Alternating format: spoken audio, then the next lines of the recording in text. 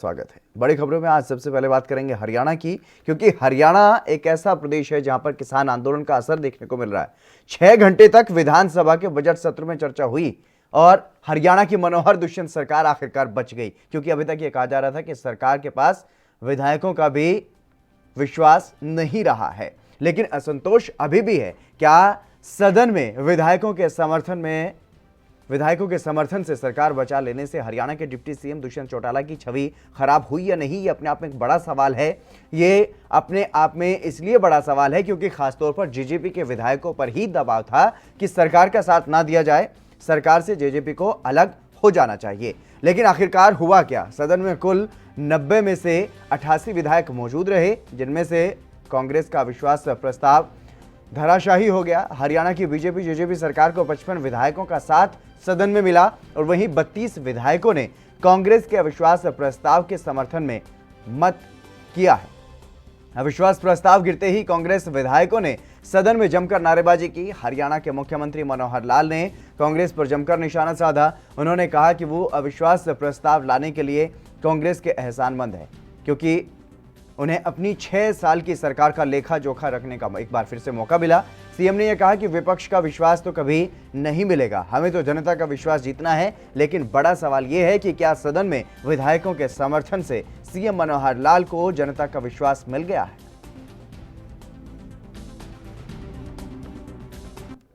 और आखिर में वोटिंग में उनका जो अविश्वास प्रस्ताव है वो औधे मुंह गिरा और एक प्रकार से सरकार विजयी हुई है। हमने उनको एक अपील की है कि भले आपका अविश्वास प्रस्ताव गिर गया हो, लेकिन ये जो किसान बंधुओं ने आंदोलन के माध्यम से कुछ धरने दिए हैं, कुछ की कॉल्स होती हैं, उनको एक एक करके हमने बताया कि किसानों के अहित में भी ये बहुत सी बातें इसमें से हैं। कुछ बातें ठीक भी हो सकती हैं, लेकिन जो 3 कानून को रद्द करने की उनकी जिद है उसको उनको छोड़ना चाहिए और तीनों बिलों पर क्लॉज बाय क्लॉज उनको अपनी बातचीत करके जो इसमें संशोधन किए जा सकते हैं, जिसके लिए केंद्र सरकार तैयार है, उस पर बातचीत करनी चाहिए। मुझे जानकारी मिली है कि कल ही किसान जो संयुक्त किसान मोर्चा है उन्होंने अपनी कोई 9 सदस्यीय कमेटी भी बनाई है बातचीत करने के लिए, और यदि कमेटी बनी है तो कहीं ना कहीं बातचीत का रास्ता खुलने वाला लगता है। बातचीत द्वारा से हो, आपस में संवाद के बाद कोई ना कोई हल निकाला जाए, क्योंकि ये जो किसान आंदोलन ये किसी के भी हित में नहीं है। मैं तो सुबह भी बोल के हटा था कि मजबूती के साथ प्रदेश में 5 साल सरकार चली और आज भी उसी मजबूती के साथ तमाम सत्ता से जुड़े हुए विधायकों ने अपना समर्थन सरकार के पक्ष में और नो कॉन्फिडेंस मोशन के विपक्ष में दिखाने का काम किया है। मैं तो इतना बोल सकता हूं कि आज सदन के अंदर कई लोगों के चेहरे से नकाब हटे। वो लोग जो निरंतर ये कहा करते थे कि काले कानून है, उनने सदन में माना कि ये कानून काले नहीं है। वो लोग जो ये कहा करते थे कि एनडीए केंद्र में कानून लाई, आज सदन में माना कि कॉन्ट्रैक्चुअल भी बोला, एपीएमसी एक्ट भी बोला। और उन लोगों ने कभी विरोध की चर्चा नहीं की। ये चीज़ भी पूरी तौर पर इस्टेब्लिश होगी कि गांव में जाकर जो विरोध की बात करते हैं वो भी वही लोग हैं जो आज सरकार को डिस्टेबलाइज करना चाहते हैं। और उनका एक लक्ष्य है, उनका किसान आंदोलन या कृषि कानून वापस लेना लक्ष्य नहीं है, एकमात्र लक्ष्य है कि किसी तरह सत्ता में दोबारा आए। डिप्टी सीएम साहब, सरकार की जीत मैं इसको नहीं मानूंगी, क्योंकि किसी के ऊपर चढ़कर और अपनी जनता के विरुद्ध में जो भी सरकारें काम करती हैं वो पतन के रास्ते के ऊपर चलती हैं। वो आज इस बीजेपी सरकार ने ये काम करा है। ये जो आज हम अविश्वास प्रस्ताव लेकर आए थे, इसके जरिए स्पष्ट हो गया कि बीजेपी सरकार जिस गठबंधन की सरकार है ये किसानों के पक्ष में नहीं है और पूरी तरह से कॉरपोरेट्स को जो है हर तरीके से फायदा पहुंचाने के लिए तत्पर है। सरकार बेनकाब होगी, बहुमत की जीत तो हो, ये तो मैंने शुरू में कहा था, बहुमत से वो जीत जाएंगे क्योंकि व्हिप जारी करे। स्पीकर साहब को मैंने आग्रह किया था कि भाई सीक्रेट वोटिंग कराई जाए, लेकिन उन्होंने सीक्रेट वोटिंग नहीं कराई। सीक्रेट वोटिंग होती तो नतीजा कुछ और होता। फिर भी हमारी बढ़ोतरी हुई है, तो हम 30 हैं, 30 से 32 हुए, वो घटे हैं। और हमारी किसी बात का भी तसल्ली बख्श वो जवाब नहीं दे सके। जैसे किसानों की आमदनी 2022 तक कैसे करेंगे जबकि लागत बढ़ रही है, आमदनी घट रही है।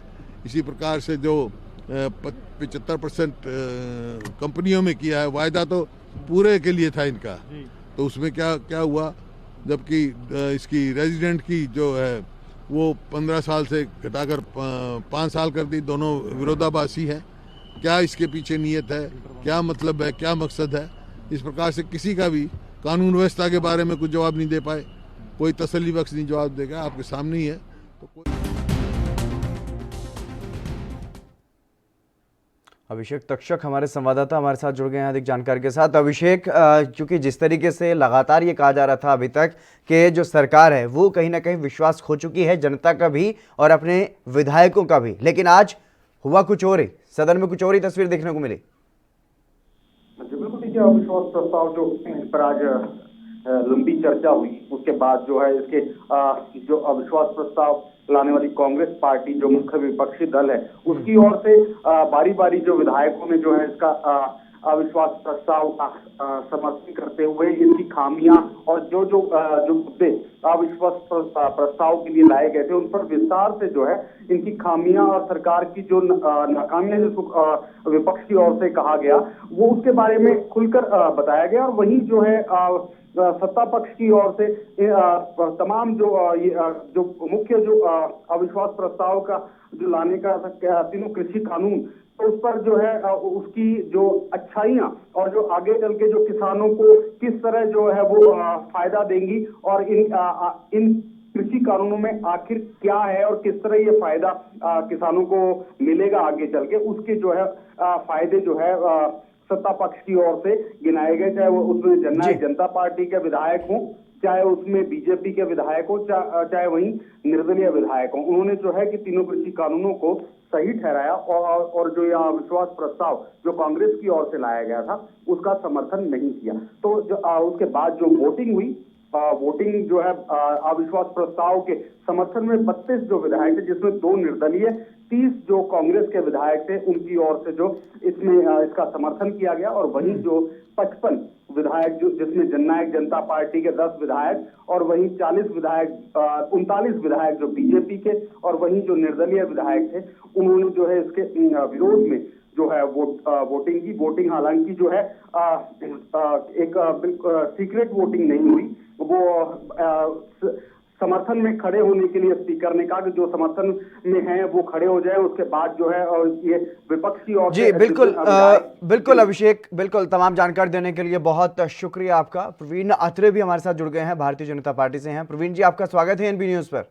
धन्यवाद जी प्रवीण जी, क्योंकि व्हिप जारी किया गया था इसलिए जो सत्ता पक्ष से जुड़े हुए जो लोग हैं उन्होंने ज़रूर सत्ता पक्ष में ही अपना जो समर्थन है वो जताया है एक बार फिर से, लेकिन ये कहा गया जबकि सीक्रेट वोटिंग करवा ली जाए तो सीक्रेट वोटिंग क्यों नहीं करवाई गई? देखिए, ऐसा है कि कांग्रेस पूरी तरह से एक्सपोज हो गई है। जो अविश्वास प्रस्ताव कांग्रेस की तरफ से लाया गया था विधानसभा में उसको आधार बनाया गया था तीनों कृषि कानून, लेकिन हैरानी तब हुई जब भूपेंद्र सिंह हुड्डा विधानसभा में ये बात कहते हैं कि मुझे इन कानूनों से ऐतराज नहीं है। और दूसरी हैरानी तब होती है जब एक भी कांग्रेस के नेता ने अपनी चर्चा में भाग लेते हुए इन कृषि कानूनों में क्या गलत है इसके विषय में बात ही नहीं की। दाएं बाएं की बातें करते रहे, कृषि कानून काले हैं, काले कानून है बोलते रहे, लेकिन क्या काला है वो एक भी कांग्रेसी विधायक ने विधानसभा में नहीं बताया। और जो आप विप की बात कर रहे हैं, देखिए विप तो कांग्रेस ने भी जारी किया था, हमने भी जारी किया, जेजेपी ने भी जारी किया, लेकिन जो इंडिपेंडेंट 5 विधायक हैं वो तो किसी विप से नहीं बंधे हुए थे, उन्होंने भी सरकार का समर्थन किया, क्योंकि हरियाणा प्रदेश की जनता, हरियाणा प्रदेश का किसान बहुत बेहतर समझ चुका है, जान चुका है कि ये किसान आंदोलन पूरी तरह से राजनीतिक आंदोलन है। जो लोग 26 जनवरी से पहले पर्दे के पीछे से काम कर रहे थे, 26 जनवरी पे जब देश को शर्मसार करने वाली घटना घटी तो वो लोग पर्दे के सामने आने पे मजबूर हो गए। ये प्रदेश का किसान भी देख रहा है कि किस तरह से कांग्रेस किसान को मोहरा बनाकर अपना राजनीतिक उल्लू सीधा करने की कोशिश कर रही। लेकिन आज विधानसभा में जिस तरह से अविश्वास प्रस्ताव गिरा उससे कांग्रेस पूरी तरह से एक्सपोज हो गई। प्रवीण जी, क्या आपको नहीं लगता कि ये सिर्फ और सिर्फ विहिप की एक वजह रही है जिसकी वजह से ये जो परिणाम सामने आए वोटिंग के वो रहे हैं? और दूसरा सवाल मेरा ये भी है कि 30 से 32 हो गए कांग्रेस के वोट, और जो देवेंद्र बबली हैं उन्होंने एक चैलेंज भी दिया है कि सीएम और डिप्टी सीएम कहीं भी एक रैली करके दिखा दे अपने अपने विधानसभा क्षेत्र में। देखिए, एक मैं और बात कहूंगा, आज जो अविश्वास प्रस्ताव गिरा है ये लठ तंत्र की हार है, लोकतंत्र की जीत है। जिस तरह से तथाकथित किसान नेताओं ने हरियाणा प्रदेश के अंदर जो अराजकता फैलाने की कोशिश की, जो लठ तंत्र से लोकतंत्र को दबाने की कोशिश थी, आज लोकतंत्र ने अपनी ताकत को दिखाया है। आपके विप वाले सवाल के जवाब में मैं फिर ये बात कहूंगा, देखिए ये एक डेमोक्रेटिक प्रोसेस है, संविधान में विप की बाकायदा व्याख्या है, लेकिन जो 5 इंडिपेंडेंट विधायक सरकार के समर्थन में थे वो तो किसी विप से नहीं बंधे हुए थे। सर मैंने इसी बात को अपना समर्थन जिस तरीके से उसमें कहा गया है देवेंद्र बबली की तरफ से, जो जेजेपी के विधायक हैं, उन्होंने ये भी कहा कि उनको बोलने का मौका नहीं दिया गया। मैं सिर्फ इस बात पे कह रहा हूं कि विहिप की वजह से क्या किसी विधायक की आवाज को दबाया जा सकता है? देखिए, ऐसा है, एक विधानसभा का एक नियम है, जब भी किसी विषय पे चर्चा होती है तो कोई भी पार्टी का जो विधायक दल का नेता होता है वो अपनी पार्टी के कौन कौन सदस्य उस विषय पे चर्चा में भाग लेंगे ये विधानसभा अध्यक्ष को लिख के देता है, क्योंकि चर्चा का समय निश्चित किया जाता है। जैसे कि इसके ऊपर 2 घंटे निश्चित हुए थे, बाद में हालांकि टाइम बढ़ता गया जरूरत के हिसाब से। तो जो विधायक दल के नेता होते हैं, जैसे कांग्रेस के विधायक दल के नेता भूपेंद्र सिंह हुड्डा साहब है, उन्होंने अपनी पार्टी की तरफ से विधायकों के नाम दिए होंगे कि मेरे ये वाले विधायक जो है इस चर्चा में भाग लेंगे। इस तरह से जेजेपी की तरफ से उनके विधायक दल के नेता ने नाम दिए, भारतीय जनता पार्टी विधायक दल के नेता अपने एमएलए के नाम देंगे और उस नियमानुसार ही वो विधायक उस चर्चा में भाग लेते हैं। तो ये विषय तो जेजेपी का है कि दुष्यंत जी ने किन किन के नाम चर्चा में भाग लेने के लिए दिए, क्योंकि हर पार्टी ये देखती है कि मेरा कौन सा विधायक किस विषय पे बेहतर चर्चा कर सकता है, उस हिसाब से वो नाम दे देते हैं। लेकिन प्रवीण जी, एक तरफ आप बात कर रहे हैं लोकतंत्र की जीत की और दूसरी तरफ आपकी ही सहयोगी पार्टी है क्योंकि सरकार में साथ हैं, और जिस तरीके से सीएम ने कहा है कि हम साथ ही रहेंगे 56 के 56 सदस्य, तो ऐसे में तो यही लगता है जिस तरीके से देवेंद्र बबली ने ये आवाज वहां पर अपनी उठाई और ये कहा कि मुझे बोलने का मौका नहीं दिया, तो इसका मतलब आपकी सहयोगी पार्टी में लोकतंत्र नहीं है? देखिए, ऐसा है, मैंने अभी बताया कि ये एक प्रोसेस होता है, किसी भी दल के सभी विधायक चर्चा में हिस्सा नहीं ले सकते क्योंकि इतना समय चर्चा के लिए नहीं होता। चलिए डिसाइड करता है। बिल्कुल, बहुत शुक्रिया प्रवीण जी हमारे साथ जुड़ने के लिए। लेकिन फिलहाल हरियाणा सरकार के लिए, बीजेपी जेजेपी गठबंधन के लिए ये राहत की बात है कि सदन में कम से कम उनकी सरकार बच गई। हालांकि जनता का विश्वास सरकार के साथ है या नहीं, ये तो जनता के बीच जाने के बाद ही पता चलेगा। बढ़ेंगे अगली खबर की तरफ। पश्चिम बंगाल में चुनाव प्रचार तो किया ही जा रहा है, लेकिन वो हर कोशिश चुनाव को जीतने के लिए की जा रही है जिससे सत्ता की चाबी हाथ लग जाए।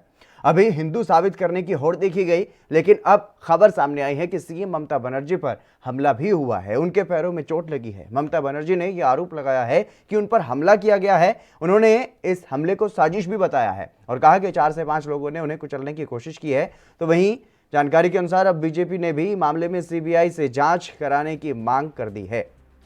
ममता ने यह आरोप लगाते हुए ये कहा है कि नंदीग्राम में मुझ पर हमला हुआ है, मेरे पैरों में चोट लगी है, हादसे की वजह साफ नहीं हो सकी है और इसके पीछे कौन लोग थे अभी तक इस बारे में भी कोई जानकारी नहीं मिली है, लेकिन जांच इस पूरे मामले की जा रही है। वहीं बीजेपी नेता और बंगाल के प्रभारी कैलाश विजयवर्गीय ने ट्वीट किया है और उन्होंने ये भी कहा है कि ममता की सहानुभूति पाने की कोशिश है, वो नाटक कर रही हैं और उन पर हमले की बात कोई सोच भी नहीं सकता क्योंकि 200 से 300 पुलिसकर्मियों के होते हुए उन पर हमला आखिरकार कैसे हो गया। लेकिन इसके बाद उन्होंने ट्वीट किया और ये कहा है कि इसकी चुनाव आयोग से मांग करते हैं कि इसकी उच्च स्तरीय जांच हो। मैं कलकत्ता में ऊपर कर रहा था, कोई पुलिस नहीं था, एक भी पुलिस नहीं था, हमारा पुलिस दीदी पाए चोटটা কিভাবে লাগলো? 4-5 आदमी ने मैं गाड़ी का इधर में खड़ा होकर रोक कर रहा था। 4-5 आदमी ने मेरे को गाड़ी पूरा बंद कर दिया और पाँव हमको पूरा चोट हो गया। देखो कितना कहाँ आपको चोट लगी है दीदी? पूरा फूल गया। ओके। दीदी क्या कलकत्ता वापस जाएंगे? अभी जा रहे हैं। अभी बहुत दर्द हो रहा है। अभी जोर। और ये कहाँ पे हुआ दीदी? एग्जैक्ट जगह कौन सी है? दीदी आप बरौलिया बाजार में। दीदी आप और कितने लोग थे? पब्लिक बहुत थे। पब्लिक का बात नहीं है। 4-5 जान के किया। 4-5। और कहाँ चोट लगा आपको? कहाँ चोट लगा? पैर में? पैर में पूरा वो फूल गया पूरा। हाँ दीदी किसी की साजिश है? किसी की साजिश है दीदी? साजिश है किसी की? संदीप चौधरी हमारे साथ जुड़ गए हैं, राजनीतिक विश्लेषक। संदीप जी, आपका स्वागत है एनबी न्यूज पर।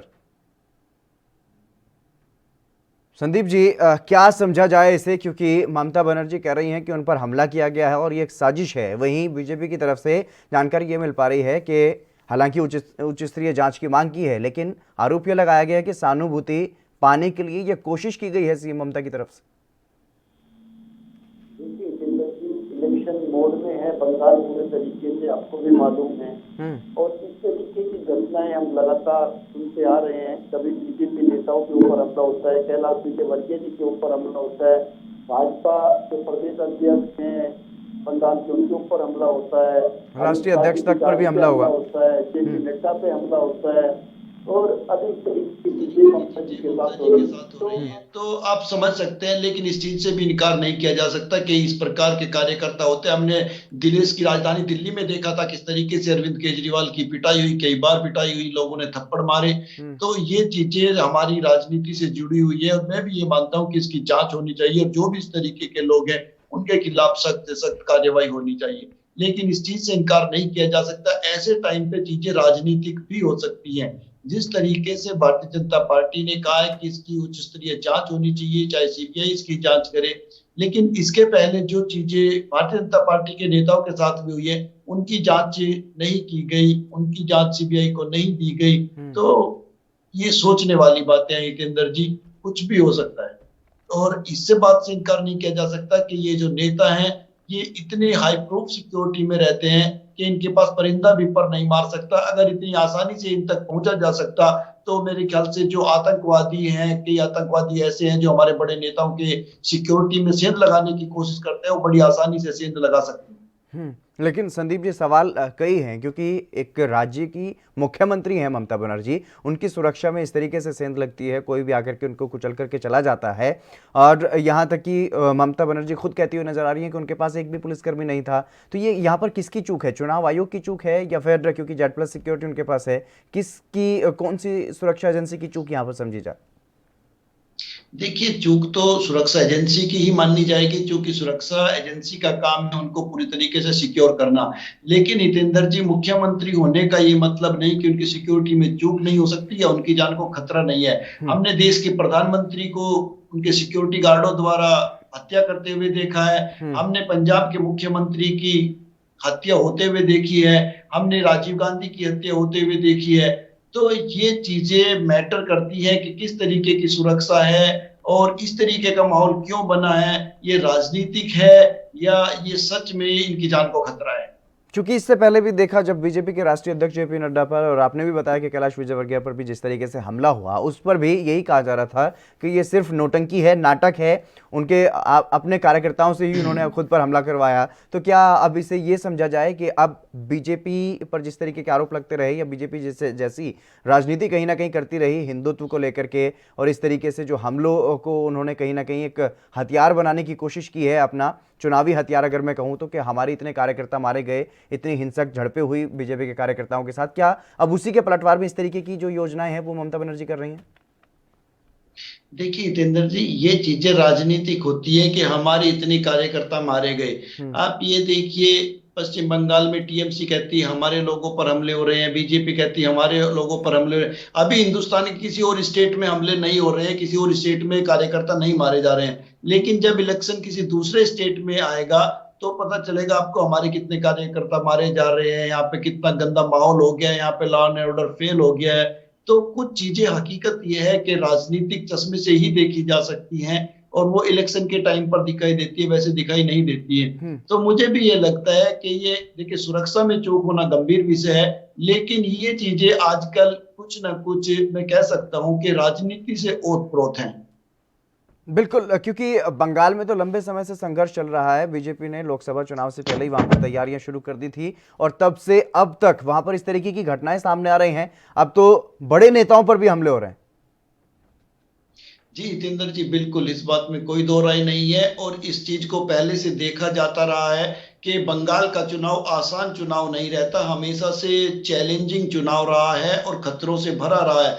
लेकिन अभी पिछले कुछ समय से चीजें बदली हैं। आपने बिहार के अंदर देखा होगा, बिहार के अंदर भी पूरे धनबल से चुनाव होता था, बंदूक की नोक पर चुनाव होता था और एक समय ऐसा भी था जब वहां पे मत पेटियां होती थी और वो मत पेटियां लूट ली जाती थी।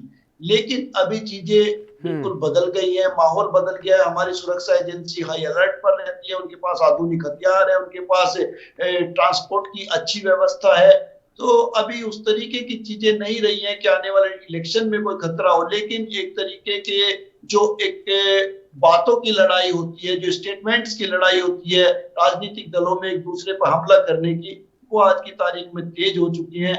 और आपने देखा होगा जब बीजेपी के नेताओं के ऊपर हमला होता है या कहीं कोई पथराव होता है या काले झंडे दिखाए जाते हैं तो उसका ठीकरा टीएमसी पर फोड़ दिया जाता है और जब टीएमसी के नेताओं पर कोई हमला होता है तो उसका ठीकरा बीजेपी के नेताओं पर और बीजेपी के कार्यकर्ताओं पर फोड़ दिया जाता है। बिल्कुल संदीप जी, बहुत शुक्रिया हमारे साथ जुड़ने के लिए, तमाम बातचीत करने के लिए। तो कहीं ना कहीं ये जो पूरे इस तरीके की जो घटनाएं सामने आती हैं, किसी पर हमला होता है किसी भी राजनीतिक दल के नेता पर, तो वो कहीं ना कहीं राजनीति से ओतप्रोत समझी जा सकती हैं, ऐसा संदीप चौधरी का मानना है। चलिए बढ़ेंगे अगली खबर की तरफ। महाराष्ट्र के मुंबई समेत आसपास के क्षेत्रों में एक बार फिर से कोरोना वायरस अब तेजी से फैलता हुआ दिखाई दे रहा है। ऐसे समय में मुंबई की कई प्राइवेट लैब पर कोरोना के गलत नतीजे जारी करने का भी आरोप लग गया है। आरोपों के मुताबिक इन लैब्स में पॉजिटिव रिपोर्ट्स को नेगेटिव बताने का आरोप लगा है और स्वास्थ्य मंत्रालय को थायरोकेयर सहित कई दूसरे लैब के बारे में इस तरह की शिकायतें मिली हैं। वहीं विधान परिषद के नेता प्रतिपक्ष प्रवीण दरेकर ने यह आरोप लगाया है कि सरकार कोरोना के मामलों को लेकर के गंभीर नहीं है और लोग प्राइवेट लैब के जरिए रिपोर्ट के साथ छेड़छाड़ कर रहे हैं, जो कि बहुत ही गंभीर है। इस मामले में हालांकि सरकार ने भी जांच के आदेश दे दिए हैं और साथ ही मामले में दोषी पाए जाने वालों पर भी सख्त कार्रवाई की बात कही गई है। वहीं पुलिस ने मुंबई के शिवाजी नगर से अब्दुल शाजिद खान नाम के एक आरोपी को गिरफ्तार किया है, जो कोरोना वायरस के नाम पर धांधली करके अपना कारोबार चला रहा था। आरोपी अब्दुल शाजिद फर्जी रिपोर्ट बनाता था और इस बात का खुलासा एक बुजुर्ग की शिकायत के बाद हुआ। जब उसकी रिपोर्ट नेगेटिव आई और उसकी हालत खराब होने लगी तो उसने दूसरी जगह अपनी जांच करवाई और इसके बाद शिकायत पुलिस को दी गई जब इस पूरे मामले का खुलासा हुआ।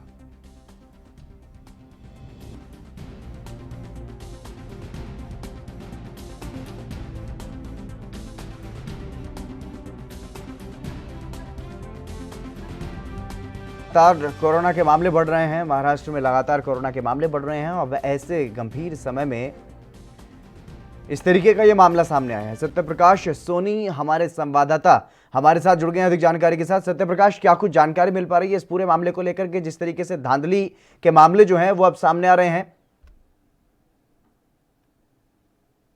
देखिए हितेन, जिस तरह से महाराष्ट्र सरकार लगातार मुंबई महाराष्ट्र में बढ़ते हुए कोरोना को लेकर एक के बाद एक बड़े अहम फैसले ले रही है, उसको लेकर हर जनता हर आम इंसान की जिम्मेदारी बन जाती है।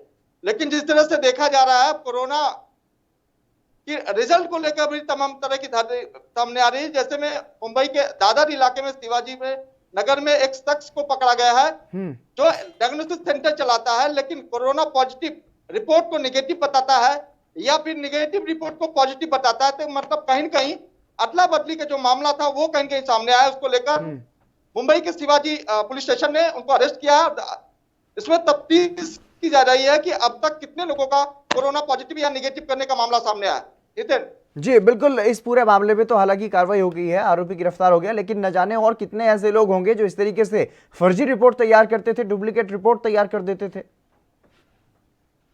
जाहिर तौर पर देखिए इधन मुंबई में ये पहला मौका नहीं है, इसके पहले भी कई ऐसे मौके थे। जिस तरह से पिछले अगर लॉकडाउन की बात करें घाटकोपर इलाके में एक हॉस्पिटल में इस तरह का रिपोर्ट का अदली बदली का मामला सामने आया था, उसको लेकर मुंबई पुलिस ने कार्रवाई भी की थी। ऐसे में ये भी जानकारी मिली थी ऐसे कई प्राइवेट हॉस्पिटल्स हैं जो इस तरह की कार्रवाई को अंजाम देते हैं। लेकिन सबसे अहम बात है कि किस तरह से कोरोना की रिपोर्ट को जो है अदली बदली करने का पूरा मामला आता है। अक्सर देखा जाता था जब लोग बाहर से आते थे और उनको मुंबई में क्वारंटीन करने का जब मामला आता था तो ऐसे में पैसे देकर रिपोर्ट्स को बदली कर दी जाती थी और उनको फिर क्वारंटीन नहीं होना पड़ता था। तो तमाम वजह बताई गई थी जिसकी वजह से लोग कोरोना रिपोर्ट को जो है बदली करते थे। जी सत्य प्रकाश, इस पूरे मामले को लेकर के अब सियासत भी तेज होती हुई दिखाई दे रही है। सत्ता पक्ष जहां ये बात कह रहा है कि जांच की जा रही है, जो भी दोषी होगा कार्रवाई की जाएगी, लेकिन विपक्ष कह रहा है कि सरकार इस पूरे मामले को लेकर के गंभीर नहीं है। देखिए हितेंद्र, सिर्फ सरकार की जिम्मेदारी नहीं बनती है बल्कि आम जनता की भी जिम्मेदारी बनती है। जिस तरह से लगातार ये देखा जा रहा है कि महाराष्ट्र सरकार कोरोना प्रोटोकॉल को लेकर लगातार गाइडलाइन जारी कर रही है। जहां पे उनको आवश्यकता है वहां पे नाइट कर्फ्यू भी लगाया जा रहा है।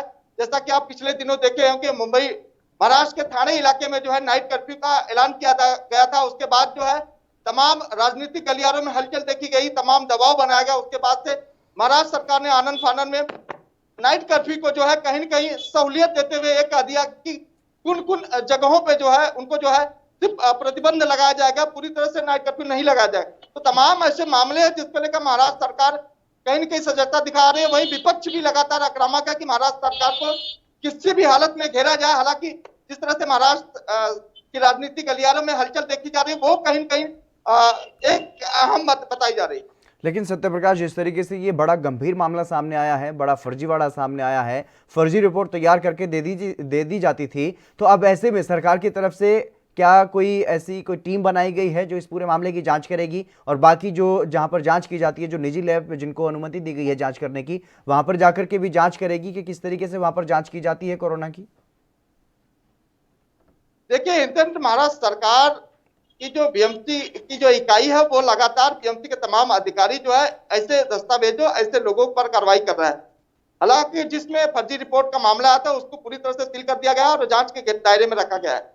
लेकिन दूसरी अहम बात है कि कल जिस तरह से बीएमसी के अधिकारी ने बताया कि 60 से 7% जो कोरोना की रिपोर्ट्स है वो कहीं न कहीं शहरों में है, यानी कि ग्रामीण इलाके में नहीं है। वहीं महज 2 से 3% जो इलाके हैं वो लोकल इलाके यानी कि जो गली ऊंचे हैं वहां पे इस तरह की रिपोर्ट्स आ रही है।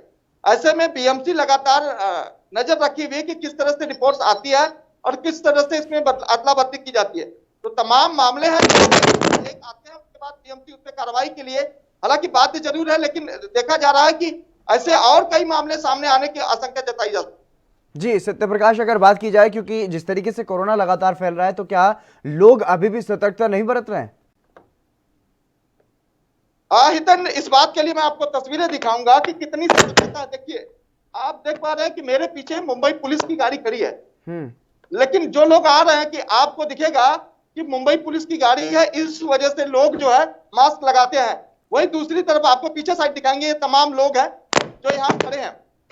अब देख पा रहे हैं कि 90% लोग मास्क लगाया। हालांकि ये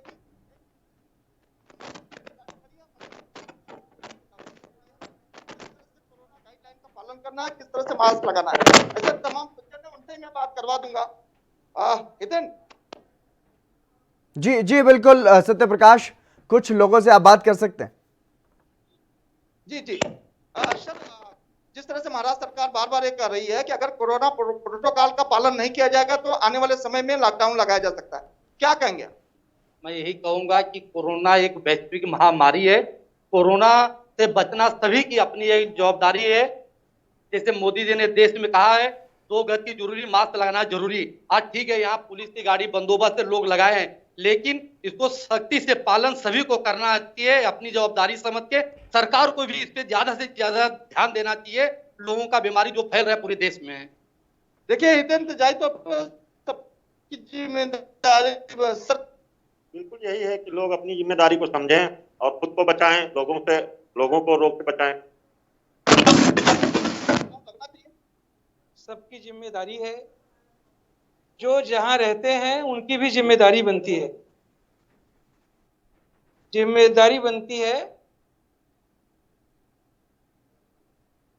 जी बिल्कुल सत्य प्रकाश, जिस तरीके से वहां पर जो लोग हैं वो काफी सतर्कता बरतते हुए हालांकि दिखाई दे रहे हैं, लेकिन लोगों का साफ तौर पर यह भी कहना है कि पुलिस की गाड़ी खड़ी है इसलिए ज्यादातर लोग मास्क लगाए हुए हैं। अदरवाइज ज़्यादातर लोग जो हैं वो लापरवाही अभी भी बरत रहे हैं। सत्यप्रकाश, तमाम बातचीत करवाने के लिए, हम लोगों से भी बातचीत आपने की, बहुत बहुत शुक्रिया आपका। लेकिन मुंबई में जिस तरीके से कोरोना की जांच में फर्जीवाड़ा सामने आया है, ये अपने आप में एक बड़ा गंभीर मामला है। बड़ी खबरों में बस इतना ही। आप बने रहिए ANB न्यूज़ के साथ।